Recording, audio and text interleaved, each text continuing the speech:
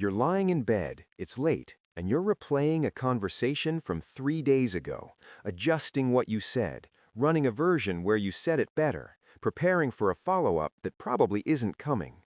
Your brain will not let it go.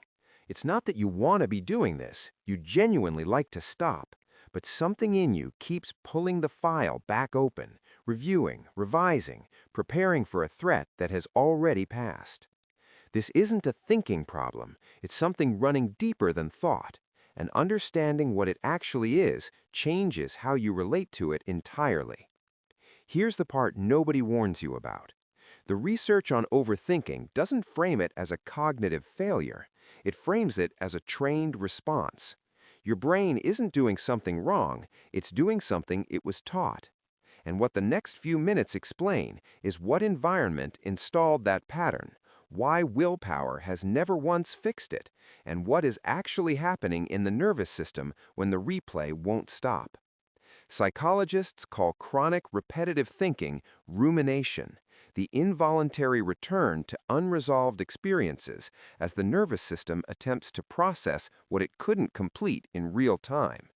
The key word is involuntary. You are not choosing to replay the conversation. Your nervous system is returning to it because something about it hasn't been resolved to the system's satisfaction. This is not a thinking problem, it's a threat response problem. And the reason telling yourself to stop thinking about it has never worked is that the instruction is aimed at the wrong part of the system entirely. The prefrontal cortex, the part you use for conscious decision-making, cannot simply override a nervous system that has flagged something as unresolved. It's like telling your heartbeat to slow down by deciding to want it to. Here's what makes it more interesting. Overthinking doesn't develop in a vacuum. It develops in environments where being unprepared carried a real cost, where saying the wrong thing, missing a social cue, or failing to anticipate someone's reaction had consequences. In those environments, the nervous system does something adaptive. It starts running simulations. It rehearses conversations before they happen and reviews them after to extract lessons. It treats social interaction as a high-stakes environment that requires preparation. Neuroscientist Matthew Lieberman's research on the social brain demonstrates that social threat and physical threat activate overlapping neurocircuitry. For a nervous system trained in a high-stakes social environment, an unresolved conversation genuinely registers as danger, not metaphorically, but neurologically. The overthinking is the nervous system trying to make the danger go away. It keeps pulling the file because it believes that with enough review, it can prevent the threat from recurring. And here's the second layer most people miss.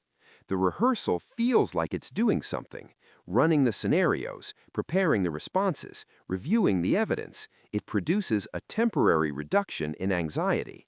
The nervous system registers this as progress. Psychologist Adrian Wells, whose work on metacognitive therapy has been widely applied in treating rumination, identifies this as a positive belief about worry, the conviction, operating below awareness, that the rehearsing itself is protective.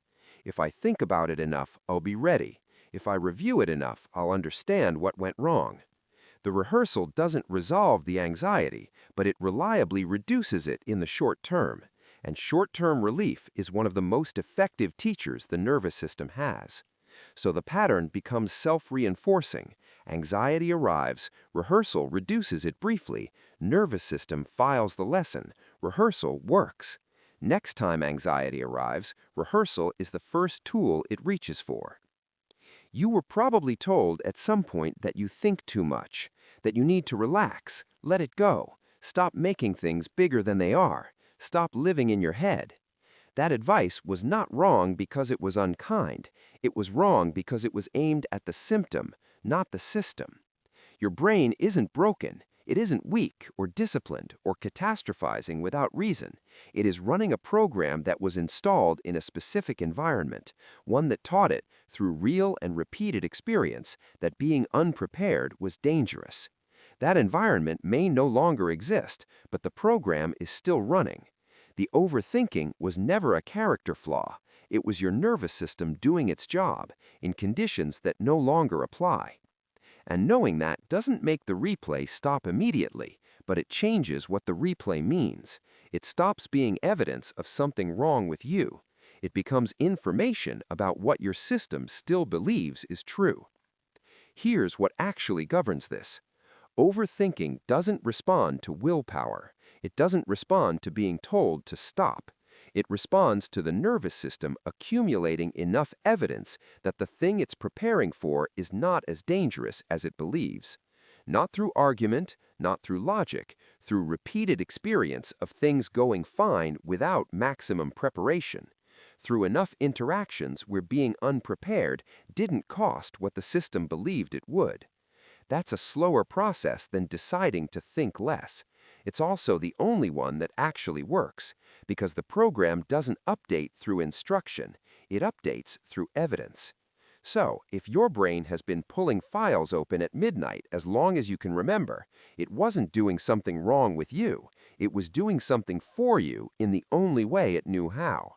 Understanding that doesn't make the replay stop tonight, but it makes the replay mean something different, and that is not a small thing. Drop a comment. Is it the replaying past conversations or the rehearsing ones that haven't happened yet? Most people find it's one more than the other. If this explains something you've never had words for, subscribe. That's what every video on this channel is trying to do.